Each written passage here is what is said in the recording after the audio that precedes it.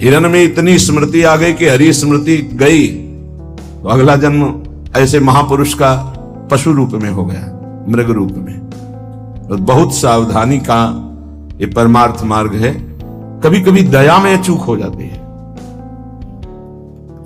ये दया बहुत बड़ी दैवी संपदा है, कोई साधारण नहीं है। महापुरुष अपने कल्याण की बात ना देखते हुए सामने वाले का कैसे मंगल हो इस बात पर विचार युक्त रहते हैं। पर साधक को बहुत सावधान रहना चाहिए, इस दया रूपी सद्गुण से बचना चाहिए। ध्यान से इसको पकड़ लीजिए, दया रूपी सद्गुण से बचना चाहिए जब तक भगवत प्राप्ति ना हो जाए। दूर से दया का भाव, दूर से हृदय में कहीं इसका भाव प्रवेश हो गया कि इस पर दया करनी है, हम बड़े दयालु हैं, तो फंसा फंसाया है।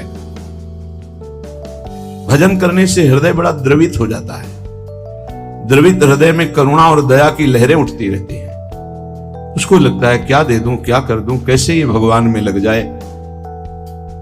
अच्छी बात है, पर व्यवहार में ये तुम्हारी बात कोई जान गया कि तुम इतने दयालु हो तो दुरुपयोग कर देगा, तुम्हारी इस दया का दुरुपयोग हो जाएगा।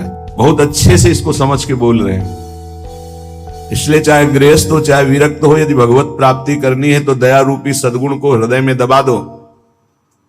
बाहर से निरपेक्ष और उदासीन रहो। जब कभी भगवान ऐसी सामर्थ्य दे तो निरपेक्ष होकर के उससे कोई आसक्ति न रखते हुए उपदेश कर दिया और दूरी बनाए।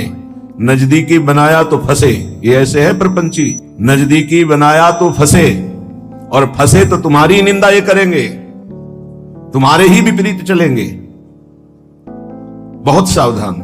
जैसे डूबने वाले को बचाने वाला जाए और चतुर तैराक ना हो, चतुर इसलिए कि अपने को बचा ले, तैराक इसलिए कि उसको भी निकाल ले, तो डूबने वाला पहला काम करता है बचाने वाले को डुबोता है और ऊपर उठ के सांस लेना चाहता है। बस ऐसे ही बहुत समुद्र में, प्रपंच में कामी क्रोधी लोभी ऐसे जो जन डूबे हुए हैं, साधु का कर्तव्य है उनको निकालना, पर परम प्रवीणता पूर्वक अपने को बचाते हुए, नहीं तो पक्का डूब जाएगा। पक्का अनुभव की बात है। संतों की जो बातें होती है छाती की बातें होती, पढ़ी लिखी बातों में उतना प्रभाव नहीं पड़ता जितना हृदय की अनुभूत बातों पर पड़ता है। फिर अनुभव होगा कि बड़ा इष्ट कठोर है, वो हमारी रक्षा नहीं की, हमको बचाया नहीं, हम संकट में फंस गए। तो इष्ट शास्त्रों में संतों के रूप में, गुरुदेव के रूप में उपदेश करते हैं। निरपेक्षम मुनिम शांतम निर्वैरम समदर्शनम। कहां यहां ऐसा लिखा है कि तुम ऐसी दया करो कि उसी का चिंतन करने लगो, उसी के गले लग जाओ, उसी को अपना मान लो? कहां लिखा है?